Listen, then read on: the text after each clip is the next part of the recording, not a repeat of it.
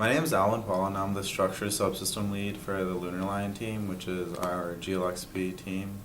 The Structures Subsystem has been doing lately was we went to the Learning Factory, which is the university's machine shop, and we constructed a vertical test stand. This test stand we spent the majority of the spring semester designing, and it's a vertical test stand that's meant to test the rocket thrusters that we'll be using. We have our first phase will be using a copper thruster.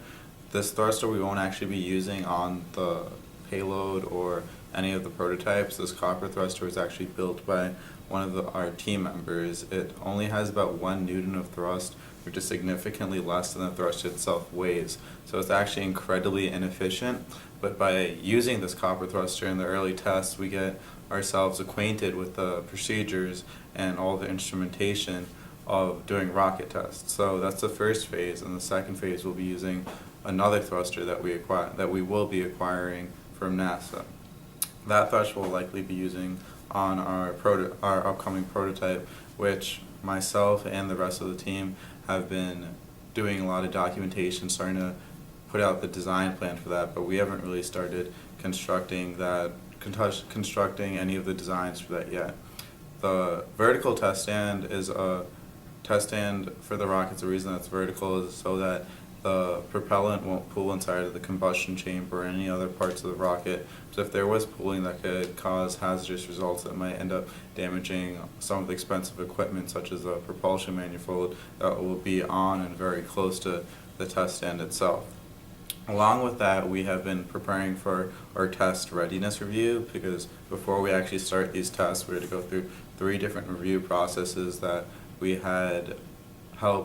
went through those review processes with the university's applied research lab.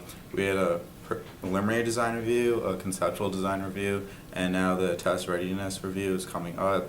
I, along with some of my team members, created a document that spelled out or illustrated the entire design process that we went through, the entire construction process, and has a lot of CAD images that describe what the test stand itself will look like. We're pretty much done with this test stand. We built the entire skeleton of the structure. The only thing that's left, we drilled the holes, so the only thing that's left is actually bolt the parts in, and then the way that the rocket will be mounted on the test stand itself is there's going to be a rail with a linear bearing.